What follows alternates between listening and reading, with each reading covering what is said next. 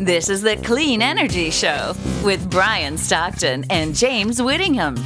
Hello and welcome to episode 38 of the Clean Energy Show. I'm Brian Stockton. And I'm James Whittingham. Welcome to an entertaining discussion of the week's developments in clean energy and transportation. This week, boy, Brian, I thought we were going to have a slow week, and you're getting back to me telling me you got stories up the yang here. It's crazy. Yeah, it's never a slow week, and it's even a holiday today, but that doesn't seem to stop the news. Yes, it's a Remembrance Day holiday in Canada, where we are, and I've got lots of stories. I want to talk about a new report from ReThinkX. My guru, Tony Seba, and his crew have released. It's very interesting, and it reaffirms a radical notion that I, James Whittingham, had about a couple years ago, and people said, James, you're crazy. James, you don't know what you're talking about. Well, the experts are backing me up, Brian, and possibly listening to our podcast. Well, just for the record, I want to say, James, you're crazy. You don't know what you're talking about. Okay, there. It's on the record. It is logged in the podcast for eternity now, and there won't be any clerical errors overlooking that. I also want to talk about StarLink coming to Canada. StarLink, Elon Musk's satellite service for rural internet. This is interesting this week because the Canadian government is spending billions of dollars because we're a vast country, Brian. We're a vast country. We're not all in one place. People are spread out. And those people who are off in the boonies, off in the little rocks, the icebergs, they don't have internet, and they deserve internet, especially now in the time of COVID. And we're seeing a sort of a delineation between the haves and the have-nots when it comes to remote education. And a new company is getting into the fake meat game. And that company is the same company that makes Big Macs, the same company that has made me obese. That company is McDonald's, the one with the clown. We'll be talking about them. What do you have this week? Well, there's a few new electric vehicles on the horizon, or updates to existing electric vehicles, that kind of thing. Some more reports about renewable energy versus coal, that kind of thing. The cost of electric vehicles, lots of stuff. Yes, well, let's get started, Brian. I'm really happy. At least I was happy on Saturday because of the election. Do you remember that day? Was that a good day for you? It was for me. Yeah, it's things have finally resolved. I know on last week's show we had live election results. As they came in, Brian, as they came in. Yeah, it's basically all over, barring some ridiculous, unforeseen circumstances. But yeah, it's so we're on track for maybe the U.S. getting back into the Paris Accord. Lots of good news for the environment. Personal question: what was your reaction? Did you feel something? Did you feel anything? Yeah, I felt relief. I felt happiness, but it had been kind of coming for a few days because if you sort of dug deep on Twitter, it was fairly clear that it was going to be called in that direction a few days earlier. So, it wasn't the big aha kind of moment. It would, because it just had been delayed for a few days. But yeah, it was relief. Well, it crossed my mind for months. What would I do if on election night, when they called Obama's name, if they declared it then? What would I do? Would I get in my car and drive up and down the streets yelling and screaming? I think I would have. I would have. Because when it happened on Saturday, I was making my breakfast, minding my own business, and there it came. And I had every emotion all at once. I was like crying, laughing, screaming. I found myself angry. I was yelling at the TV for what's his name to go far away where it's hot and just get away, and I just, yeah, and there was a whole bunch of things inside me, Brian, a whole bunch of things. They all came out. I want to give a shout out to all our thousands of listeners in North Dakota. We're just above North Dakota here in Canada. And I have a huge fondness for North Dakota. You and I have been to the Fargo Film Festival at the magnificent Fargo Theater. But they're really struggling in North Dakota right now. The COVID cases are crazy out of control. It's so bad there that they had somebody elected to the Senate who died from COVID. That's how bad it is there. And it was too late to get him off the ballot, and he won anyway. So, they talk about dead men voting. What about dead men getting elected? I assume he was a Republican. Yeah. He was, and it's not funny. I shouldn't be laughing, No. but I really feel for everybody in North Dakota. It's, I mean, the numbers here in Saskatchewan are not great either. They're trending in that direction, but nothing like North Dakota, which has the highest per capita right now in the U.S. By the way, Fargo, great city. Fantastic Love city, it. fantastic people. The rest of the place, they must feel like they're in the minority and roll their eyes. And when we were down there for the film festival, it was the February before the election, and Trump wasn't officially the guy, but I was actively searching for a Trump sign. I wanted to bring one back. Even then, I didn't think he'd win, but I was actively searching for a Trump sign. Didn't find one. I was going to offer someone money for it if I found it, but Just while we're on pandemic news, there was an announcement. It sounds, if you're an optimist like me, that we should have a vaccine supply here in Canada within the first 3 months of 2021. and I'm going to be first in line after the nurses and doctors and first responders and people with severe underlying conditions who are, recovering from cancer or in treatment or something like that. Then comes the fat guys, okay? Then comes the fat guys. We're next in line. Screw you, skinny fuckers. So I have to bleep that out now because we're going in India. So now I have to bleep. I have to edit now because I got mad. Way to go, James. Damn it. Anyway, I want it first. You professors who are healthy, you don't need it. You don't need anything. Just wash your hands. I'll just stay in my bomb shelter. Okay, stay in your bomb shelter. Yeah, you got a bomb shelter. I don't know if it's going to protect you from the COVID, but anyway.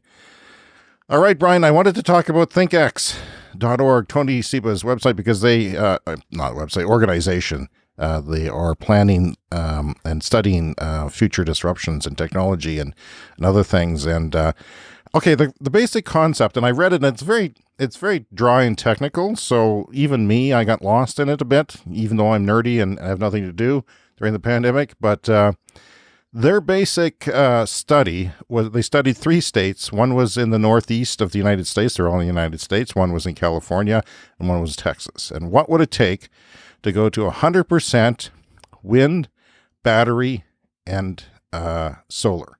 Now, Tony has often said the whole world is going to be solar because it's so cheap. Well, it's not, though. He's actually have 2 times the amount for wind for some reason, which I found interesting. Often, when they really got down to doing the research and studying it, they thought, well, maybe 2 times the wind from the solar. And it has nothing to do with price, because solar is, in contrast to what you said last week or the week before, I think it was the week before, solar continues to go down. And you say, James, you said to me, well, it's only like 0.9 cents or 1.5 cents. But if you're spending $1 billion on something huge and it's half that money, then it makes a difference if it's 0.5 cents or 0.9 cents. It makes it that, it's twice as much. So it's still going down at a tremendous rate. And here's what their big idea is. And this is the idea that I had, and I pitched to some of the solar guys in where we live, and they just looked at me like I was an idiot. Like I was an idiot. And by I'm not. We're on the record saying I'm crazy, but it is. Here's what they said. They said to overbuild. I thought, what would we do in Saskatchewan? Well, if solar was really cheap in the future, in the near future, so cheap, why not overbuild it? Because in our winters, we have very short days in December. And right now, I have 0 solar on my roof because we just had a big snowfall. I'm hoping it'll melt. Me too. It'll melt on Friday, hopefully.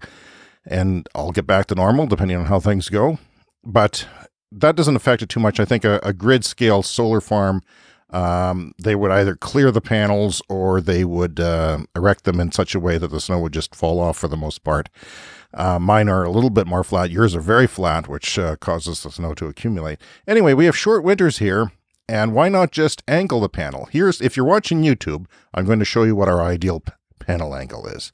It's something like that. It's only about 40 degrees. But in the wintertime, on the winter solstice, it's almost vertical, okay? Because you can actually look this stuff up where you live. It's almost vertical.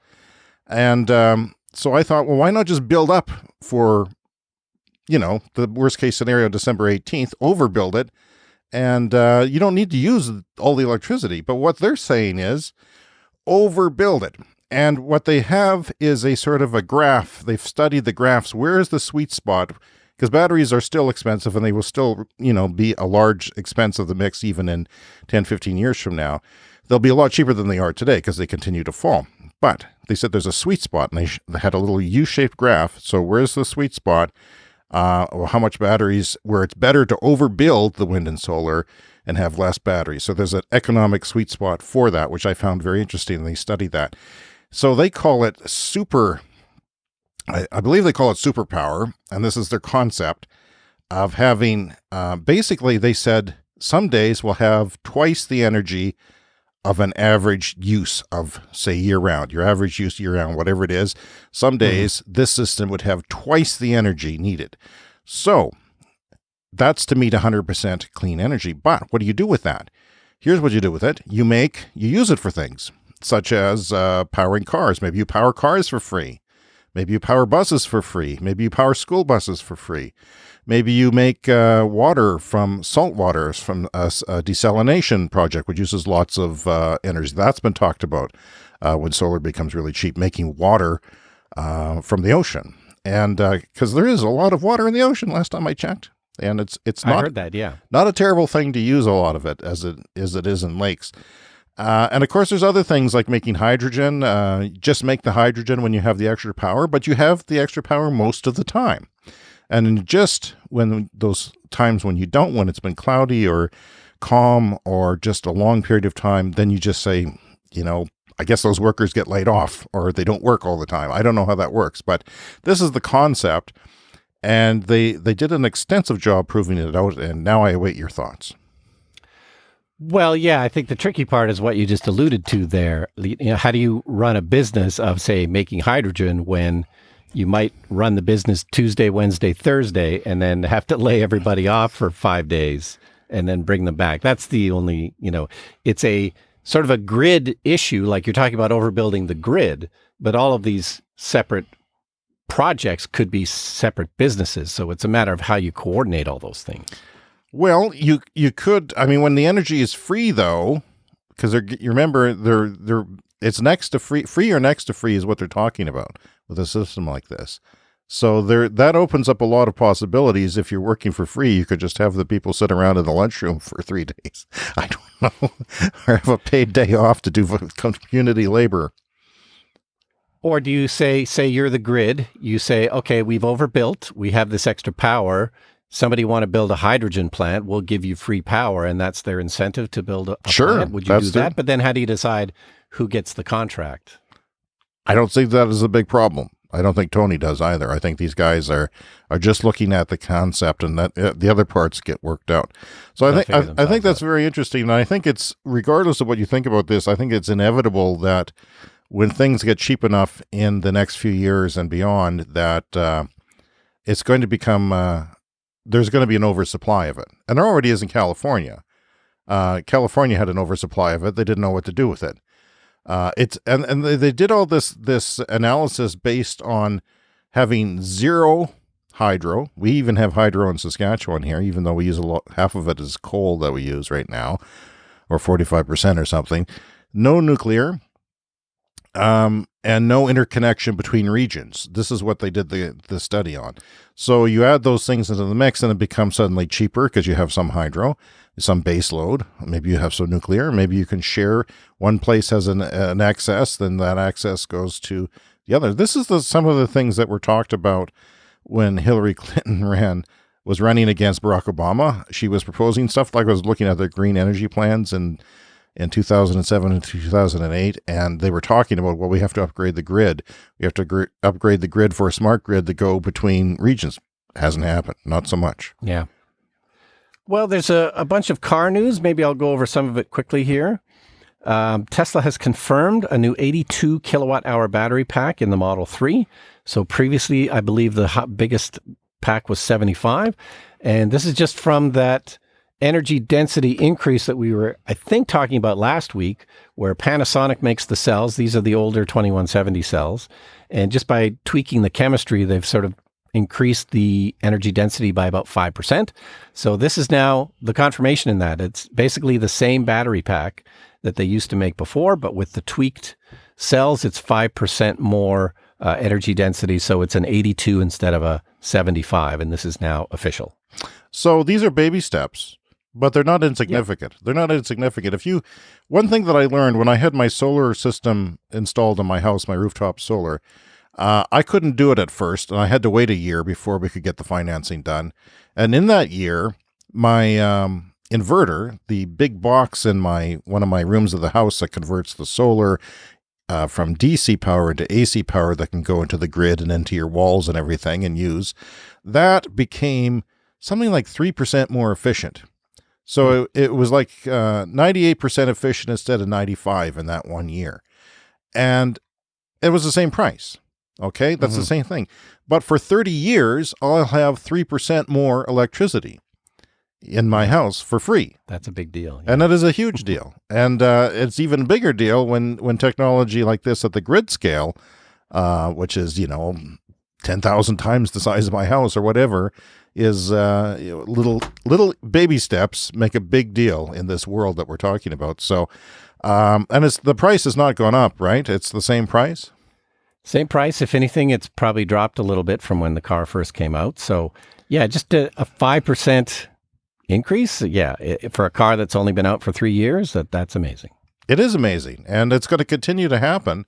And maybe some of those increments will be a little bit bigger than others, but it's a march that is steadily going on. And so many people, when they complain about electric cars, or they complain about solar or wind or whatever the things that we talk about on this show, they never look at the trajectory of things. The trajectory of things is unstoppable, and it's continuing into the future. And by the way, I just wanted to go back to the ThinkX things for a second. They do call it superpower, and it is about building more than you need, build maybe twice as much as average to cover the rare occurrences, which I found interesting. And the sweet spot was, between solar and overbuilding. And the 2-to-1 wind over solar mix, I would love to have Tony on the show to ask him about that, because I found that very interesting. But solar does have a continuing cost curve. Onshore wind is forecast to be 40% cheaper by 2030. And all this report was based on 2030. And solar is looking to be 80% cheaper by 2030. 80%, Brian Stockton, who said solar, it's irrelevant about the solar going down, 80% less. That's crazy. And it was just, you know what I'm saying? Yeah, I think one of the things I was thinking of is in terms of residential solar, we won't see an 80% decrease because when you're putting it on your house, the main cost is like the labor for the installation and everything. So for solar on your roof by 2030, it won't drop by 80%, but these large scale things, absolutely. A large chunk of that goes on your roof, it's like a third or 40, 50%. I don't know, of the cost of a home solar will go down 80% perhaps. But you know what they did in Australia that was a big money saver, and why 25% of Australians have solar on their houses? They got rid of the red tape, because, when you and I got solar, we had to wait for weeks, and, they had to get a permit. We had to buy a special meter, and SAS Power had to have a building permit and things. They got rid of most of that and streamlined it. And if you can do that, and Tesla Solar is always pushing for this, they want that to be decreased, because that's one of the biggest savings you can do. Because if you can, and it clogs things up, you need more office staff and things like that. And it just greatly reduces the cost of rooftop solar. So that's one thing that I'm looking for. But what else do you have? So other car news, BMW has revealed the Inext electric SUV. This is 300 miles of range SUV. It's a electric car from the ground up.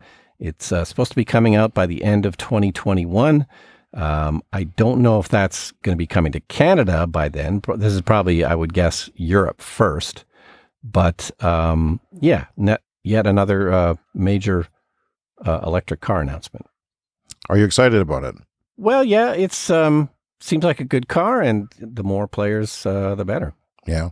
Well, you know how I feel about luxury SUVs. I want a Corolla for $30,000. That's what I want. I want a car that the masses can buy and save money on. Yeah, well, I want to talk about the cost of EVs in a second here, but Hyundai also revealed a refresh for the Kona Electric. So this is a car that I almost bought. It's a really excellent small SUV, and it's only been out a couple of years, but they've already announced this refresh with kind of slightly different looks, and I think the powertrain's probably about the same, but they've sold a lot of these cars. I'm just looking for I think it was 120,000 that they've sold now around the world of the Hyundai Kona. Probably could have sold 500,000 if they wanted to, but they don't want to. If they had made 500,000, they could have sold 500,000. But this is a serious car. Yeah, 120,000 units so far of the Kona out there, that's not bad. It's not bad. I am impressed that it only took them 2 years to refresh, because if you look at the a lot of cars, like the Chevrolet Bolt, it's suddenly like old news now, and no one wants one. The people were very excited about it. You couldn't get your hands on one for months and months and months, and now people are like, it's not exciting. It's not a great looking car. It could be improved, I think, with some tweaks. And so the fact that Hyundai took only 2 years to do it impresses me. Because if they keep doing that, they're not exactly over-the-air updates like Tesla does, where your whole car changes, but it's a step in the right direction. I'd like to see everyone go to over-the-air updates. Yeah, now just continuing on with the cost of electric vehicles, which we alluded to earlier and do all the time. The Toronto Star had an excellent article this week where they crunched the numbers and found that electric cars are already cheaper over a 10-year lifespan. So they looked at a couple of different things here, like they compared the Nissan Qashqai, which is a gas-powered SUV, to the Kia Niro EV, and found that over 10 years, the Kia is less expensive, even though it costs a bit more up front.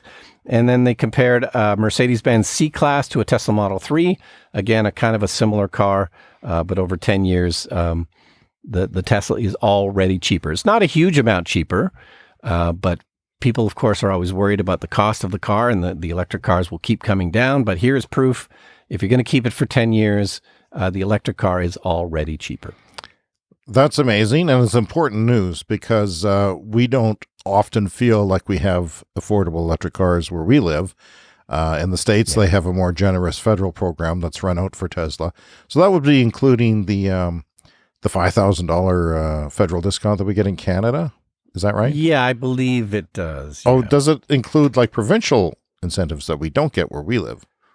Well, no, probably not, because those are not universal. But it's an article from the Toronto Star. I'd recommend everybody go have a look for that. That's car news is over. We should have the Eevee of the week. I think that would be an excellent segment to have, because there's so many coming out and people are losing track of them all. But I don't know. Do you feel jealous about the Model 3 every time they improve it? And you're stuck with your old jalopy from 6 months ago?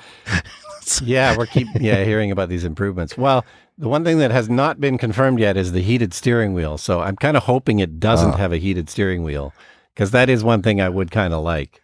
But so far, that's not been confirmed whether it has it or not. That reminds me, I turned on my heated steering wheel in my Leaf yesterday. And by the way, I went to pick up a pizza. Yeah, pizza. I hadn't been out in weeks. I don't know how to drive anymore. My son in high school has been driving around in the electric car happily, and pretty much has it all to himself.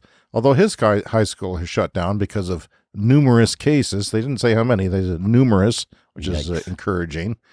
So yeah, he was actually quarantined for a couple of long days because he sat next to a guy who got sick in his school and then was waiting his COVID test. So he did not like that, although he's always in his room anyway. The funny thing is he's always in his room anyway, but because he was forced to be in his room, he did it. And it was his own decision. He spent the entire next day with us on election day. It was actually about a half hour after the election was called. The entire day, never left, which is incredibly unusual. But yeah, anyway, Brian, burger chain McDonald's said it would debut its own plant-based meat alternatives called the McPlant, which is very inventive. McDonald's, you're still putting a Mick in front of pretty much everything. In 2021, ending speculation over the world's restaurant chain would be partnered with.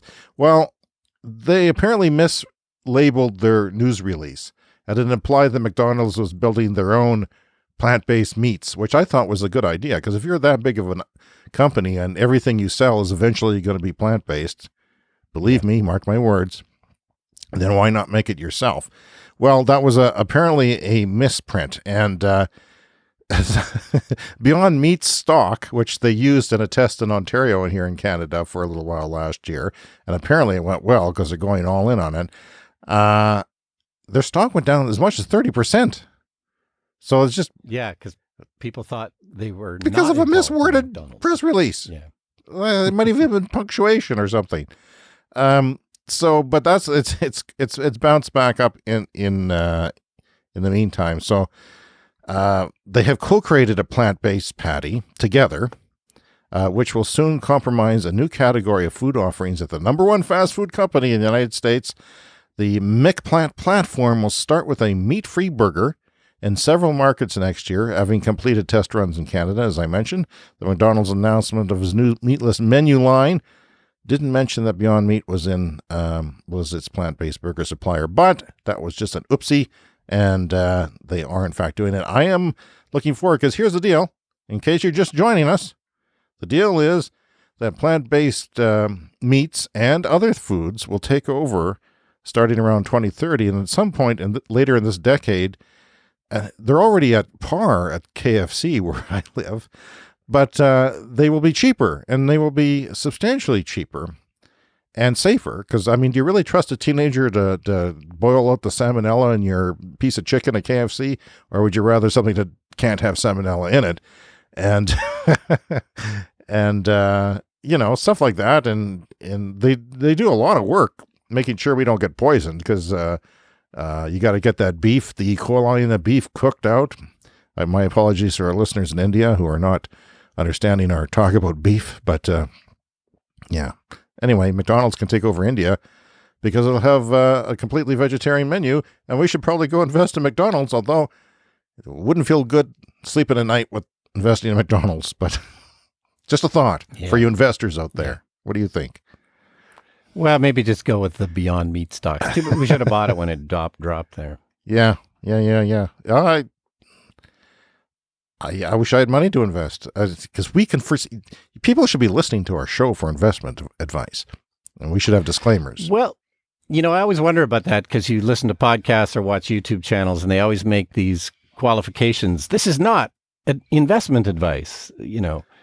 Why do they do that? Are they afraid of getting sued? We should just say this is investment advice. All right. This is what we're giving you, investment advice. It's up to you to decide whether we're the crazy or not. Brian's already proclaimed me crazy. So, I mean, you want to go ahead on my information based on his psychological assessment, you go right ahead. There. That's my disclaimer. Well, Tesla is adding to their giant battery pack in Australia. This was at one time the largest one in the world, and they're now making it even bigger.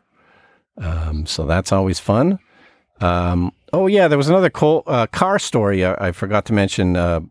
Polestar has had a bit of a recall with their Polestar 2 electric cars. So I just bring it up because we had a few weeks there where it seemed like there was lots of recall notices and stuff. So another one for Polestar. Well, it wasn't out very long. I mean, did they even sell any cars before they had the recall? No, they barely sold any. But remind us who makes Polestar. Problem with the inverter. Oh, that's never good. Remind us about who makes, because it's expensive and it could start a fire. Or yeah, at least Polestar, smoke. This is a sort of a Model 3 competitor, kind of on the higher end subsidiary of Volvo. Okay, coming up soon, it's the lightning round, where I'll be feeding headlines to Brian, and he'll be responding one after the other with his analysis. Brian, what else do you have this week? Well, there was a report from, renewable energy defies COVID-19 hit for record growth in 2020. So the International Energy Agency expects green electricity to end coal's 50-year reign by 2025. Now, if you're just joining us, 2025 is in about 4 years. 4 years from now. That's that'll go by pretty fast if I don't die from the COVID. I mean, that's right now. Well, it'll probably go by even faster if you die from the COVID. That's right, it will. Time goes by very fast when you're dead. Very fast. depending on the market, coal is not doable right now. So why do governments where we live say coal should be okay? It's just as long as we clean it up and spend billions of dollars, $1.5 billion, cleaning it up to take the carbon out of it and then store it somewhere and hope that it doesn't go back in the atmosphere. Yeah, well, you don't have to convince me, but maybe this podcast will convince somebody else. Especially investors. That's a large thing of what's actually going on is there's this stampede of divestment. What's the word that's slipping me? Yeah, divestments, I guess. Money leaving the fossil fuel sector. Yeah, it's like apparently though there's a lot of pension funds still in fossil fuels, which is it's not about ethics; it's about them going broke. Those poor old people.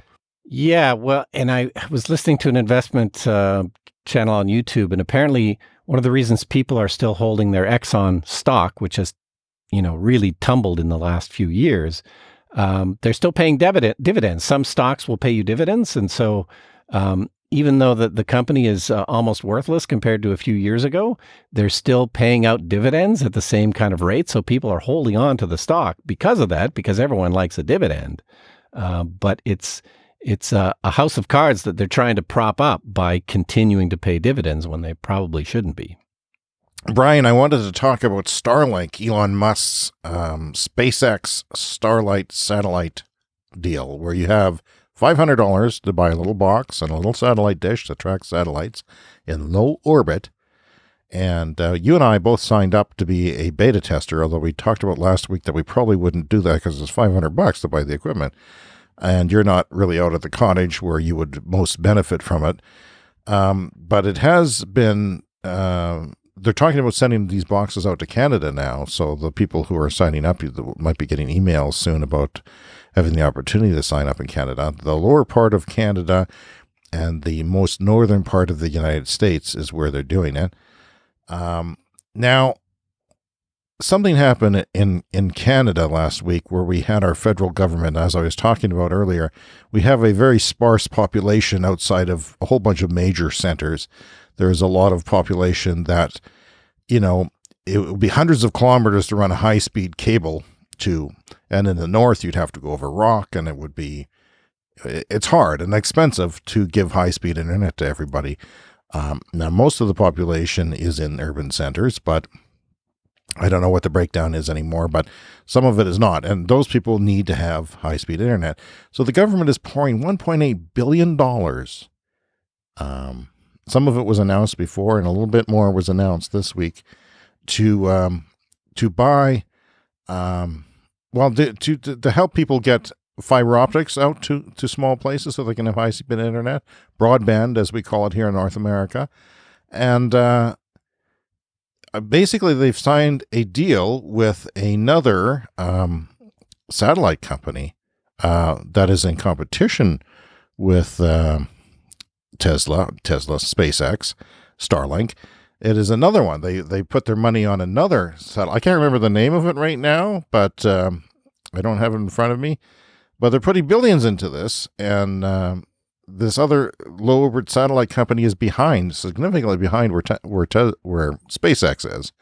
So I'm a little bit disappointed in that because they're not all going with the satellite service. But I wondered to myself, James, what would $1.8 billion buy you if you just gave everybody Starlink hardware for $500 each? The answer, Brian, according to, who? Alexa?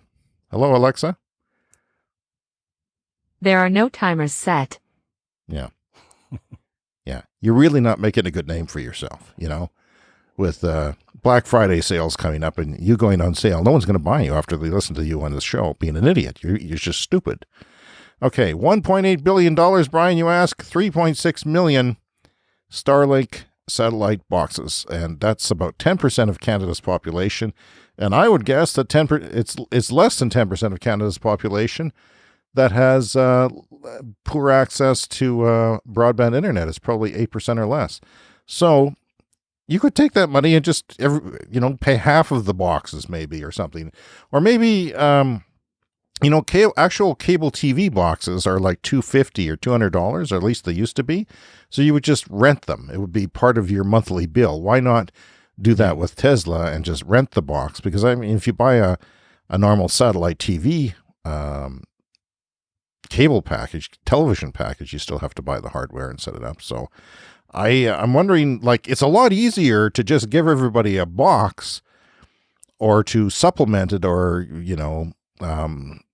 subsidize it in some way than it is to run a high-speed internet land over tundra to some remote Inuit village in the far north. Just give them this. I don't know. Does the low orbit satellites work that far north? I mean, eventually it will, won't it? I mean, it's not like this is their prime deal, but they spin around the Earth constantly. Yeah, eventually that's their plan. I think maybe at the very north and south pole it wouldn't, or something like that. But yeah, I mean, I think a lot of this stuff, like the wheels were probably put in motion for this government program a long time ago. And, the StarLink thing wasn't quite real back then. So, yeah, it looks like maybe an unfortunate spend of the money. All right, it's time for the lightning round. The Clean Energy Show lightning round. Oh, it's a very popular segment, Brian, and I know that you work hard on it all week getting ready.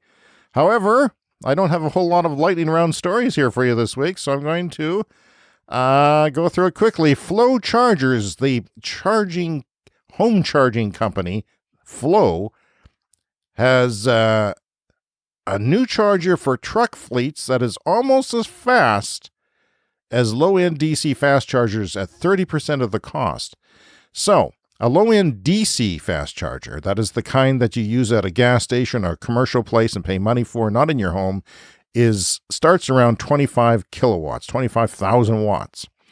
These, which you can have at your fleet, say you work for a small company, you've got 10 trucks that are electric, they would charge at 19 kilowatts and only cost 30% as much. I'm not sure that fleets need 19 kilowatts, but some will, and they're offering this charger. Your thoughts? Well, it seems a little too slow. Why bother? Like, it's cheaper, so that's why you would do it. But why bother with something that's so slow? Well, it's not commercial. You're at the shop here. Let's say you're the cable company, because I used to work at a cable company. You offer cable TV. You've got, say, 20 different trucks, and they're electric. But you would just charge them overnight at, say, 9 kilowatts or 12 kilowatts, and they would probably be charged up, especially for things that are used in the city. That's how I would do it. But if there's a truck, because trucks use more power, including semi-trucks, then I guess you would need more. I'm going to move on, Brian. You want to move on? I'll move on to the next one. Yeah. So new cells boost the Tesla Model 3 capacity to 82 kilowatts at 3% more. We've already discussed that. I'm going to move past it, but I just wanted to point out that it was a 3% gain. And every time you get a 3% gain, it's gravy in this space. And you eventually hit benchmarks, which, suddenly you're flying planes. And by the way, there was a report today, I think in Scientific American, I didn't write it down. Darn it, I didn't have a chance. Maybe we'll talk about it next week. That said aviation is the new frontier. And there's something like 100 different companies working on electric airplanes that carry passengers for money. Yeah, and I just wanted to mention, too, one thing we hadn't talked about in terms of robotaxis is the fact that something that's really set to be disrupted with robotaxis is short-haul flights, which is a bit unfortunate because that's where electric airplanes are going to go first, is short-haul flights. Yeah. But think about, like, we live 2.5 hours from Saskatoon, and people do sometimes take a flight, well, pre-COVID anyway. You fly to Saskatoon, it's about a 45-minute flight, something like that. But when you add the time it takes to drive to the airport, you got to get there at least an hour for security and everything. So anything that's like 2 to 3 hours in terms of driving distance is going to get killed in terms of flights because it's going to be easier and cheaper to just take a robotaxi to do that. On the ground or in the air? On the ground. It's like, you can take a flight to Saskatoon, but it's going to take you about 3 hours. So it's not really saving you any time because of all the time going through security and everything. So, and it's probably going to cost at least $500. Whereas, do it on on the road with a robotaxi. It still takes you 3 hours probably, but at way less cost, and you don't have to do the hassle of going through airport security. So yeah, their guess was that there's going to be airplanes that go with 800-kilometer range, and part of that would be hybrid planes are possible too. So you use the electricity to get you off the ground, and that's where a lot of it's used. And then you carry less fuel in the air and make less pollution and stuff like that. But they said that these flights would go 800 kilometers, and half the flights in the world are less than 800 kilometers. So if you look at that portion of air pollution, which is 2-4%, I think, of the world's air pollution come from aviation, and if you took that out, say by 2050, a lot of that out, at least right now it seems like it's possible to take half of that out, but maybe not all of it. So Brian, the first Tesla Model 3 yellow cab hits the road in New York City, and boy, are people excited about that. What are your thoughts? Yeah, that's a big deal. Just seeing the picture of it in that yellow classic New York. Yeah, it's always kind of interesting to see which vehicles in New York end up as the official yellow cab. So that's fun. Makes a lot of sense. I would like to see the Model Y. I think the Model Y will be a perfect cab because it's roomy and it's comfortable to get in and out of, and easy for old people. So this is the lightning round. And we still have some more. The Honda E, that little Honda E isn't selling well, Brian. People said, oh, it's so cool. It's so cool. They're going to sell like hotcakes. Causing Honda to have to buy credits from Tesla. Your thoughts? Well, it's cool, but the range is really poor. So I'm imagining it's not selling well. Is that what you're telling me? They're telling me it's not selling well. That's the latest information we have at the news desk here at the Clean Energy Show. Yeah, no, it's a really cool looking car, and I wouldn't mind one myself, but yeah, the range it's just too small for 2020. So they're probably thinking of it as a tiny little car that is for the city only, and yeah, it's not selling well, and apparently people want more range. And you know what? They're going to be able to put more range in that little sucker as we get 3, 4, 5% increases in energy density in batteries, and things are going to improve, and maybe it'll be okay. Maybe they just put a bigger battery in. Yeah, and it's a bit too small. Like, I really like small cars, but that one's just a little bit too small. But it's cool. It's cool. Maybe it's cool. Yeah. Biden confirms. President-elect Joe Biden confirms the U.S. would rejoin the Paris Agreement on January 20th.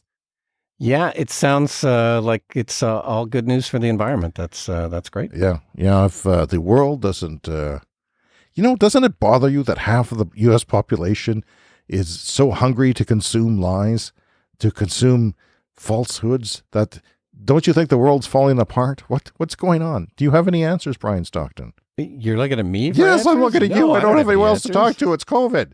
It's not like I do Skype calls with people. You're my only connection to the outside world, and you're in a bomb shelter. What do you have? What information do you have? It's, it's not good, but we're heading in the right direction. Oh, always the optimist on this show. All right, the last lightning round. Ford invests $100 million in Kansas City factory to build the electric transit van. Your thoughts?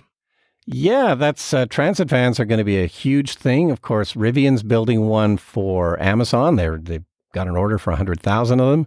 This is one of those no-brainers that it's all going to be switching very soon to electric. We have all of these vans like that, burning gas, driving around our cities, delivering all the millions of packages that we all get now. So it sounded like a bit of maybe that number is a bit small, that they don't need a bigger investment than that, but it's good news. The transit van is actually built on a car platform, whereas the Rivian is built on the Rivian small to mid-sized truck platform, which can carry heavier things because the vehicle is capable of towing 11,000 pounds. But most of the packages that come to my house are in a little white van, little minivan from Amazon, from a private person doing sort of the gig economy thing and picking up packages and bringing them here. They're light. I ordered some jeans last week. One time last winter, when we got a huge bunch of snow, there was a guy delivering packages in my neighborhood on a sled. Like he had presumably parked. And you, with 1,000 cameras in your house, did not take a picture. I'm never been more disappointed in you. This is an outrage. You should have chased him down. I drove past him, which is why I didn't have a camera with me. You had a phone, damn it. Yeah, he had pulling this sled with about 10 packages on it and just decided it was easier to go around my neighborhood like that rather than driving through the snow. On that note, we like to hear from you at the Clean Energy Show. Give us a call. Give us a ring-a-ding-ding. Find us on the Twitter. You have all that information before you, and we'll see you again, Brian, next week for another edition of the Clean Energy Show. Yeah, see you next week. The Clean Energy Show wants to hear from you. Contact us on Twitter, Clean Energy Pod, by email, cleanenergyshow@gmail.com, by voicemail, speakpipe.com/cleanenergyshow, and don't forget to subscribe to our YouTube channel.